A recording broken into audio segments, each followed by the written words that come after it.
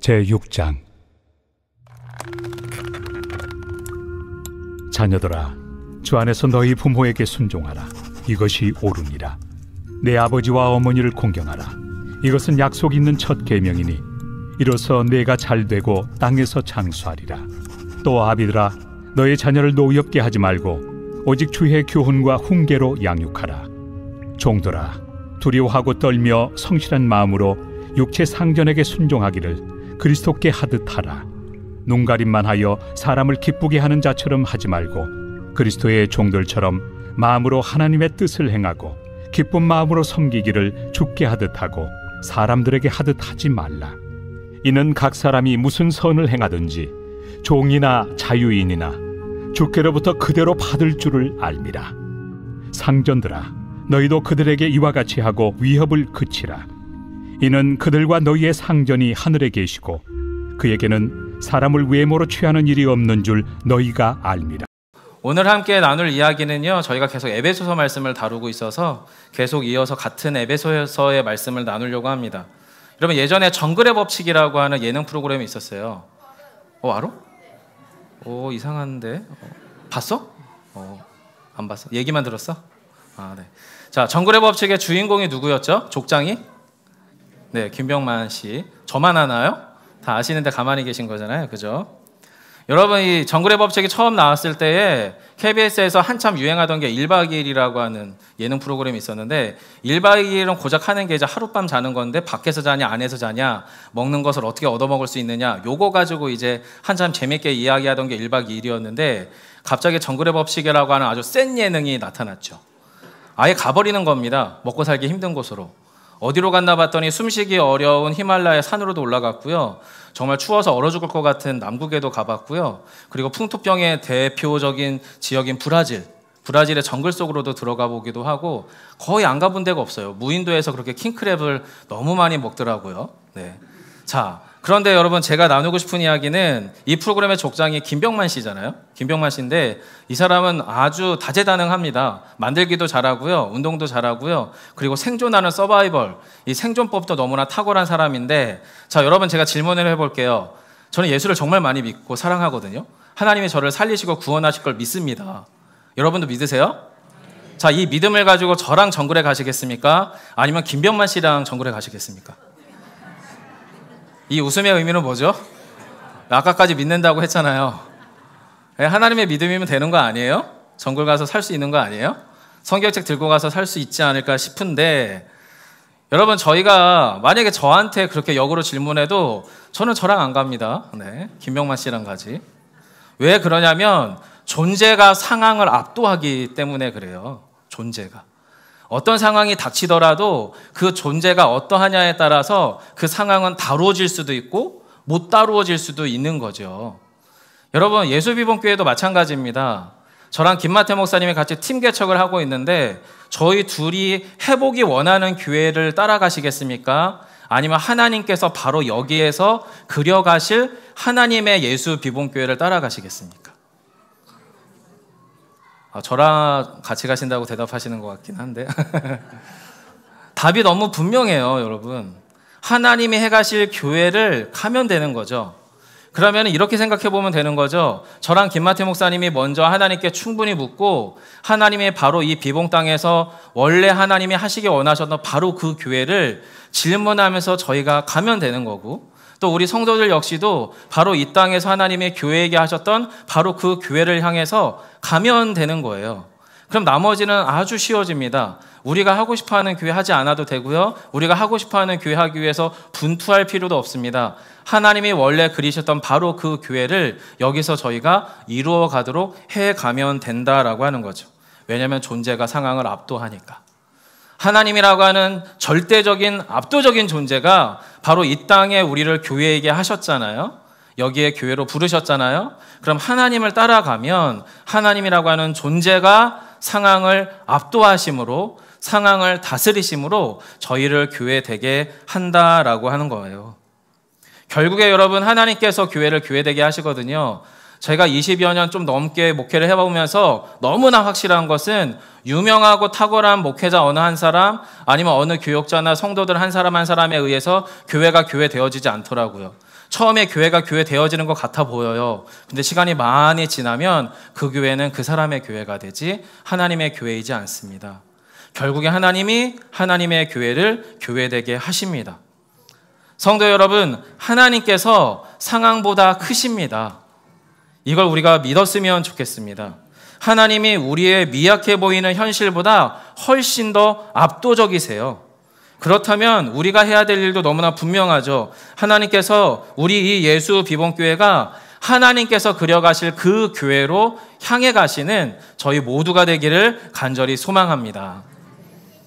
여러분, 그렇게 하나님께서 하나님의 교회를 교회되게 하시는 것, 이것에 대해서 우리가 오늘 말씀을 통해 조금 깊이 들여다보려고 하는데, 자, 교회가 어떻게 하나님이 원하시는 바로 그 교회, 완전한 교회, 하나님이 원하시는 그 교회의 완전성으로 더 다가갈 수 있느냐? 한마디로 이야기하면 예수 그리스도의 복음에 더 기대면 기댈수록 점점점 주님이 원하시는 교회로 가까워지게 됩니다.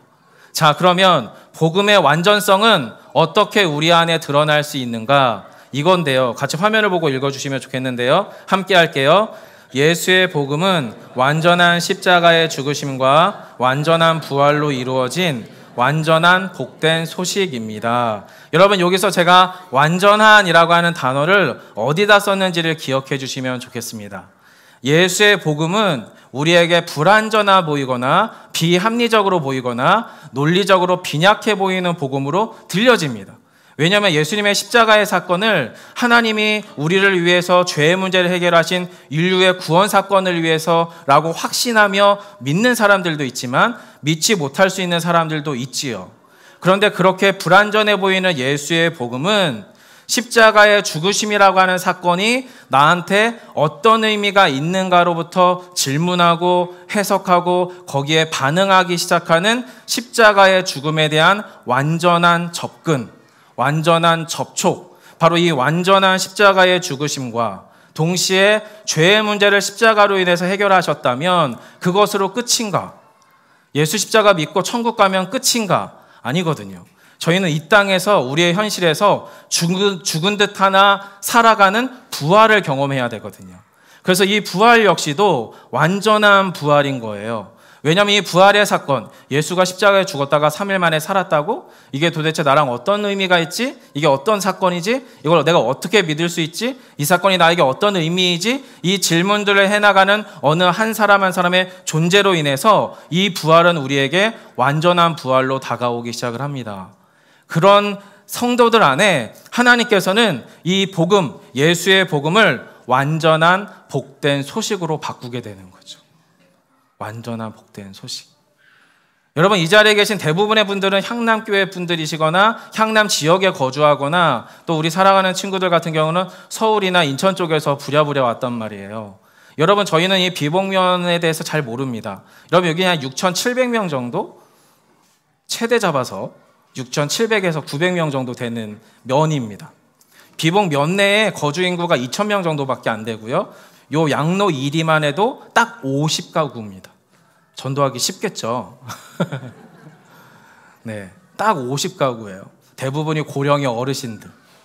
자, 질문해 보세요. 왜 여기다 개척을 했지? 이게 영 경제적으로나 비즈니스적으로 안 맞는데? 이런 생각 하실 수 있잖아요. 여러분, 교회는 그런 걸로 존재하는 방식이 아니거든요. 하나님이 부르신 그곳에 대해서 질문하고 기도하고 하다 보면 만나지는 거죠. 그렇게 만나지고 있습니다. 여러분, 예수의 복음은요, 우리 안에서 그런 사건들을 일으킵니다. 십자가의 의미가 무엇인지 고민하기 시작하는 분들 안에서 예수 십자가로부터 이루어진 그 부활의 사건에 대한 의미를 질문하기 시작하는 사람들로부터 그 안에서 사건이 일어난다라고 하는 거예요. 여러분, 오늘 본문은 에베소서라고 하는 성경인데 에베소서는 에베소 교회 사람들에게 하는 이야기거든요. 에베소 교회 사람들도 원래는 예수 안 믿던 분들이에요.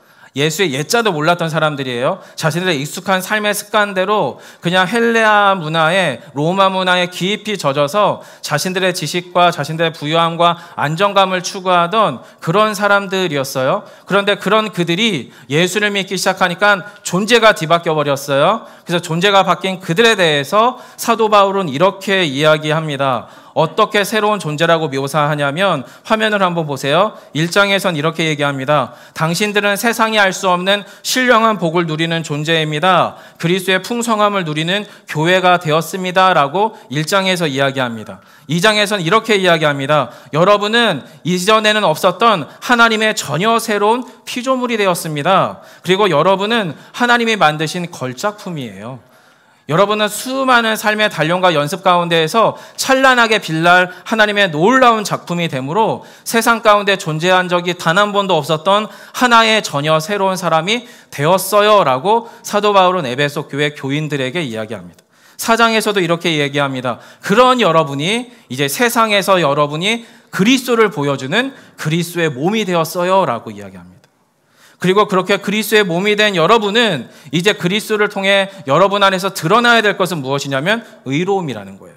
진리라고 하는 거예요. 거룩함이라고 하는 거예요. 그래서 그런 것들로 지은 새 사람이라고 이야기하고 있습니다. 그리고 마지막 5장에서 저희 병철사님이 이야기한 것처럼 여러분은 하나님의 사랑받는 자녀세요. 여러분은 하나님의 빛의 자녀세요라고 이야기합니다. 여러분 이렇게 두시면 돼요. 여러분 우리는 온세대 통합 예배이기 때문에 아이들이 저기서 딱지를 치고 있고요. 여기서 이렇게 돌아다니고 있는데 여러분께서 저에게만 집중하시고 말씀에만 집중하시면 됩니다. 온세대 통합 예배는 아이들이 이래야 정상이거든요. 안 이러고 있으면 이상한 거예요, 여러분. 네. 자, 그러면 여러분 이런 존재 변화는 어떻게 가능한가? 예수 십자가의 완전한 죽으심 때문에 가능하다고 말씀을 드리고 싶네요. 예수 십자가의 완전성은 우리 안에 어떻게 경험될 수 있을까? 왜 완전하다고 이야기할까? 매번 십자가에서 눈물의 회개를 해야 되는 건가? 죄에 대해서 깨닫고 끊임없는 애통과 죄책감을 왔다 갔다 시속게임을 해야 되는 것인가? 이게 여러분 십자가의 의미일까? 제가 목사로서 여러분 생각을 해봤어요. 여러분 제가 십자가 이 고난주간을 얼마나 많이 통과해 봤겠어요? 그럼 고난주간에 이번 주도 특세를 했는데 얼마나 많은 회개 기도를 했겠어요? 참 많이 했죠. 대학생 때는 정말 더 많은 눈물을 흘렸던 것 같습니다. 그런데 시속게임 같아요. 그렇게 해서 하나님께 더 가까이 갔다고 생각하고 기도가 뜨거워지고 눈물이 나고 많이 그렇게 하나님 앞에 애통하면서 기도를 하는데 여전히 저의 삶의 자리에서 죄의 흔적들은 여전합니다. 죄의 유혹은 여전합니다. 하나님이 말씀하시고 성경이 말하는 죄라고 하는 것은 저의 삶에 여전히 난무하고 있더라라고 하는 거예요. 도대체 이 시속게임은 언제까지 멈출 수 있을까? 언제 끝날까? 이런 고민들이 사실 청년 시절에 꽤 있었던 것 같아요. 물론 필요합니다, 여러분. 너무 우리의 죄와 우리의 하나님 원하시지 않는 삶에 대한 무감각은 문제이죠. 물론 필요해요. 성경이 왜 우리를 자꾸만 죽음에 속한 죄인이라고 불편하잖아요. 여러분 죄인입니다. 믿으십니까? 여러분 죄인이라고 믿으라고 하면 이게 말에 어폐가 있어요. 이거 불편한 이야기인데 이걸 왜 믿으라고 하는 거죠? 여러분 이거 불편하단 말이에요. 그런데 성경은 분명히 우리를 죽음에 속한 죄인이라고 말하고 있어요. 그리고 이런 죄인된 저와 여러분을 십자가가 어떻게 해결했는지도 말씀은 충분히 이야기하고 있어요.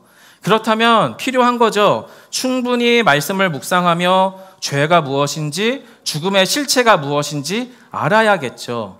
알고 비난하는 것과 모르고 비난하는 것은 마치 저희 아내 음식을 먹어보지도 않고 목사님 집에서 식사를 잘 못하시나 봐요 라고 말씀하시는 거랑 같은 거예요. 여러분 저희 아내는 이제 셰프 수준입니다. 궁금하시면 와보세요.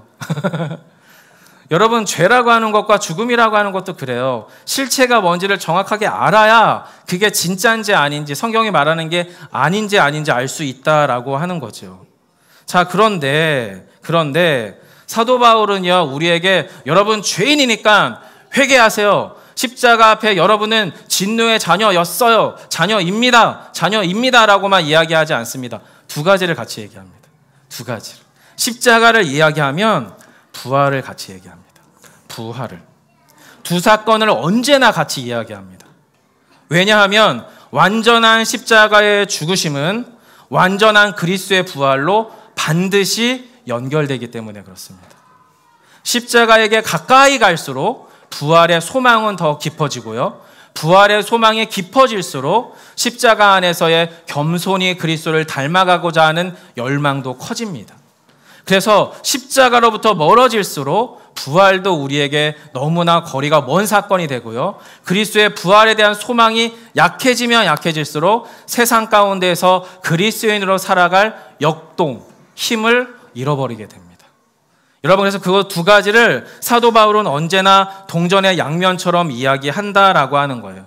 그래서 여러분, 모든 그리스도인들은 동전의 양면처럼 예수의 십자가의 완전성과 부활의 완전성을 같이 결합해서 사고하고 고민하고 선택하고 살아가기 시작하면 어떤 일이 일어나냐면 복음의 상승 국면으로 접어듭니다. 이렇게 이야기할 수 있을 것 같아요. 화면을 한번 볼까요? 서로를 이끌어가는 진리의 양면성은 복음의 상승 국면으로 접어들었다는 신호입니다.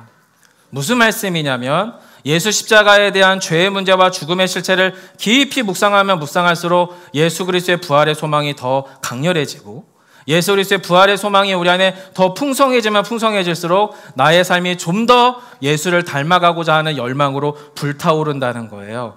이게 바로 상승 국면인데 하나 한번 읽어보겠습니다. 천천히 여러분이 한번 읽어주세요. 시작.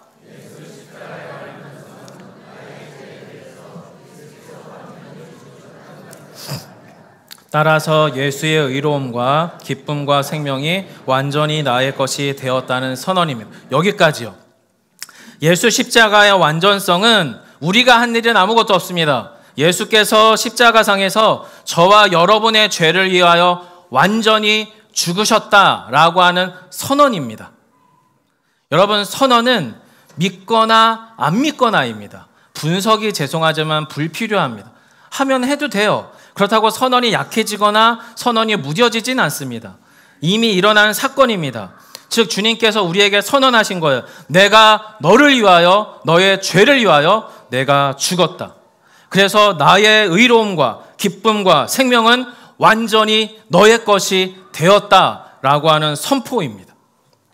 그리고 이 십자가의 완전성은 저와 여러분을 부활로 초대하죠. 자, 그리고부터 이어서 한 번 더 읽어볼게요. 우리 친구들도 한번 읽어볼까? 자, 그리고 시작. 그리고 십자가의 완전성은 나를 부활의 완전성으로 초대합니다. 이제는 나 역시 예수님처럼 죄에 대하여 죽고 예전 자기 욕망과 죄에 대하여 반응하던 것을 그치고 나의 욕심, 오름, 자기 사랑에 대하여 죽기로 결정합니다. 예수와 함께 다시 살기를 열망하게 되었다는 것입니다. 이걸 저의 식으로 한마디로 표현하면 예수 믿는 사람답게 살고 싶어지는 열망이 더 뜨거워지기 시작한다는 거예요. 왜냐하면 십자가가 나의 존재를 바꿔버렸다면 이제 바뀌어진 존재답게 살아보고 싶어지는 거죠. 근데 그 살아보고 싶어지는 게 죄송하지만 내 마음대로 안 됩니다. 우리 안에는 옛사람이 있거든요. 저의 습성이 있거든요. 저의 오름이 있거든요. 저희 집에서 아직도 주도권은 저에게 있습니다. 14년째. 네, 있습니다. 아직도 우리 아이들은 저를 무서워합니다. 우리 아이들 아직 어리니까. 자, 10년 후에 또 이 얘기를 할 수 있을지 모르겠지만 아직까지는 그렇습니다. 그럼 여러분, 제가 옳은 기준으로 우리 가정을 통제하면 한규성 방식의 가정은 되겠지만 예수의 방식의 가정은 되지 않습니다. 마찬가지로 그 습성은 그대로 가지고 예수비봉교회 담임 목사로서 제가 사역을 해나가면서 한규성 목사가 하고 싶은 교회를 하게 되면 이 교회는 분명히 망가지겠죠. 왜냐면 가정도 그렇게 제멋대로면 엉망진창인데 교회마저 그렇게 할 습성이 가능하겠죠. 교회 가정에서도 안 되면 교회에서도 안 될 거예요. 그리고 교회에서도 안 되고 가정에서도 안 되면 제가 이 비봉 땅에서 하는 것 역시도 안 될 거예요. 여러분, 저의 삶 가운데 또 여러분의 삶 가운데에서 우리가 예수님처럼 예수님께서 우리 안에 행하신 그 놀라운 삶의 변화 가운데서 예수와 함께 죽고 예수와 함께 살기를 열망한다는 것은 예수와 함께 나의 옛 습성, 옛 사람, 자기 오름, 자기 욕망 이것들을 내려놓기로 결정하고 주께서 원하시는 선하신 뜻이 우리의 가정 안에서 교회 안에서 나의 내면에서 나의 현실에서 이루어지기를 열망하게 된다라고 하는 겁니다. 여러분, 저는 이것을 일종의 영적인 재활의지라고 말하고 싶습니다. 영적인 자기갱신의 열망이라고 말씀하고 싶어요. 왜 이 이야기를 드리냐면 십자가와 부활이라고 하는 진리의 이 쌍두마차는 우리가 그것 가운데 이끌리지 않는 한, 십자가와 부활 안으로 더 깊이 들어가지 않는 한 오늘 본문은 그냥 착하게 잘 살아보라라고 하는 윤리적 지침으로밖에 안 읽힙니다. 안 읽혀요. 자, 근데 여러분 사도 바울은요, 여러분 이렇게 사는 게 착하게 사는 거예요라고 말하고 있는 본문이 아니에요. 이 본문 앞서서 오늘 본문은 부모와 자녀 간의 삶의 지침을 이야기했고, 그 다음은 회사나 직장이나 삶의 현장에서 상급자와 하급자의 관계에서의 삶의 지침에 대해서 설명하는 게 오늘 본문인데, 이 본문 앞서서 부부간에 대해서 이야기했잖아요. 저희가 지난 2주 전에 이야기 들었는데, 부부간에 대해서도 삶의 지침을 이야기할 때 끝자락에 이 단서를 달았어요. 무슨 이야기 하냐면, 사도 바울이 지금 나는 부부 얘기하는 거 아니에요. 나는 지금 부모와 자녀 얘기하는 거 아니에요. 저는 지금 상급자와 하급자의 윤리적 지침 얘기하는 거 아니에요. 교회와 그리스도에 관한 이야기 하는 거예요 라고 하는 단서를 다는데, 그게 여러분 30절로 33절이거든요. 자, 화면에 보시면, 자, 이 본문을 한번 읽어보면 좋을 것 같습니다. 같이 한번 천천히 통으로 한번 읽어볼게요. 시작. 우리의 그리스도인은 그 몸, 교회의 지체 일부임이라. 그러므로 사람이 부모를 떠나 그의 아내와 합하여 그 둘이 한 육체가 될지니 이 비밀이 크도다. 나는 그리스도와 교회에 대하여 말하노라. 그러나 너희도 각각 자기 아내 사랑하기를 자신같이 하고 아내도 자기 남편을 존경하라. 여러분 33절에 부부간의 삶의 지침에 대해서 이야기하지만 앞부분에서 뭐라고 이야기하냐면, 이 비밀이 크도다. 나는 그리스도와 교회에 관하여 말하노라. 즉 여러분, 우리의 부부간의 갈등 상황들, 그리고 하면 부모와 자녀 간의 갈등 상황들, 우리의 삶에서, 직장에서, 회사에서, 아니면 우리의 어떤 비즈니스 관계에서의 삶의 지침들 안에서 예수의 옛자가 빠져버린 채 살아가면 우리는 예수 안 믿는 사람들과 똑같은 방식으로 그 일들을 처리하거나 해결할 방식에 빠질 가능성이 거의 100%입니다. 그런데 이 방식 안에 예수가 들어오기 시작을 하면 예수와 교회의 관계 안에서 부부관계를 이해하고 부모와 자녀 관계를 이해하고 회사에서나 삶의 지침에서의 관계를 이해하기 시작하면 전혀 새로운 국면으로 들어가는 거죠. 완전히 새로운 국면으로 들어가는 겁니다. 이래서 저는 그것을 복음적인 상승이라고 말하고 싶은 거예요. 자, 어떤 복음적 상승이냐? 화면으로 한 번 더 보고 읽겠습니다. 한 번 더 읽습니다. 시작. 우리의 깨어진 부부관계, 상처를 주고받는 쓴뿌리가 넘치는 부모와 자녀 관계, 그리고 심지어 부조리와 폐악이 판치는 사회생활이 오히려 그 밑바닥에서 복음으로 도약할 수 있는 상승장이라는 것입니다. 상대적일 수는 있습니다. 누가 누구보다 조금 더 윤리적일 수도 있고 누가 누구보다 조금 더 비윤리적인 거지, 똑같이 십자가의 구원이 필요한 존재인 건 똑같습니다. 우리 인생에 찾아오는 죽음이라고 하는 결과값은 좀 더 잘나고 착한 사람, 좀 더 부족하고 어떤 사람 다르지 않습니다. 죽음이라고 하는 결과값은 다 똑같습니다. 그런데 차이점이 있습니다. 바닥을 쳤다면 올라갈 수는 있습니다. 복음의 상승장을 만나면 그 밑바닥으로부터 복음을 디딤대 삼아서 도약할 수 있다는 겁니다. 전혀 새로운 종류의 가정이, 전혀 새로운 종류의 교회가, 전혀 새로운 종류의 이 지역에서 이웃사람으로 존재할 수 있게 되더라라고 하는 것이 복음이 저와 여러분 가운데 이끈 초청장이라는 거예요. 그게 십자가와 부활의 관계 안에서 저와 여러분 가운데 찾아왔다라고 하는 거지요. 여러분, 물론 이런 설교를 힘있게 한다고 그럼 목사님은 잘하느냐? 아니요, 저도 잘 안 됩니다. 그리고 제가 저의 현실보다 여러분의 현실이 얼마나 더 거칠고 너무나 힘들고 쉽지 않다라고 하는 것도 충분히는 아니지만 들어서 알고는 있습니다. 그런데 물론 여러분, 저는 그럴 수 있다 치자고요. 그런데 사도 바울은 몰라서 이런 얘기를 했겠습니까? 2000년 전에? 이게 안 될 거예요 라고 생각하는 우리의 고정관념을 몰라서 이런 이야기를 적어두었을까요? 아니요. 아는 사람입니다. 바닥을 쳤던 사람입니다. 하나님을 향한 사랑의 열심으로 예수 믿는 사람을 잡아 죽이던 사람이었습니다. 복음의 진리가 아닌 율법의 지식, 하나님의 하자가 들어가는 율법의 지식에 처음과 끝을 온전히 관통했던 사람이었습니다. 그는 상승장이라고 생각했던 그곳에서 영혼의 밑바닥을 쳤던 사람이 바로 사도 바울이었습니다. 그래서 바뀐 거예요. 예수를 만나고 그 복음의 갱신이, 복음의 재활 의지가 사도 바울의 존재를 완전히 뒤바꿔 버렸어요. 그리고 나서 저와 여러분에게 지금 이 본문을 쓰고 있는 거거든요. 자, 그래서 여러분 오늘 본문을 보시면 다시 한번 본문 6장 1절로부터 9절을 한번 보시겠어요? 자, 1절부터 그리고 9절 사이에 주라고 하는 단어를 복음 안에서라는 단어로 바꿔서 읽어보려고 해요. 화면을 보면서 같이 한번 말을 바꿔서 읽어보겠습니다. 여러분, 주 안에서가 뭐냐면 그리스도의 방식이라는 말인데 이것을 복음 안에서라는 말로 바꿔도 충분히 말이 됩니다. 자, 복음 안에서라는 말로 바꿔서 한번 읽어보겠습니다. 시작. 자녀들아, 복음 안에서 너희 부모에게 순종하라. 이것이 옳으니라. 또 아비들아, 너희 자녀를 노엽게 하지 말고 복음 안에서 교훈과 훈계로 양육하라. 종들아, 두려워하고 떨며 성실한 마음으로 육체의 상전에게 순종하기를 복음 안에서 하듯 하라. 눈가림만 하여 사람을 기쁘게 하는 자처럼 하지 말고 복음 안에서 종들처럼 마음으로 하나님의 뜻을 행하고 기쁜 마음으로 섬기기를 복음 안에서 하듯 하고 사람들에게 하지 말라. 상전들아, 너희도 그들에게 이와 같이 하고 위협을 그치라. 여러분, 여기 보시면 주 안에서라고 하는 단어가 그리스도 안에서라는 말이고, 그리스도 안에서라고 하는 말은 추상적인 의미가 아닙니다. 예수의 십자가와 예수의 부활이 내 삶의 진짜가 되는 방식으로 살아주십시오라는 요청입니다. 이 방식으로 우리가 살아갈 때 저희는 주 안에서 한 가족이 될 수가 있습니다.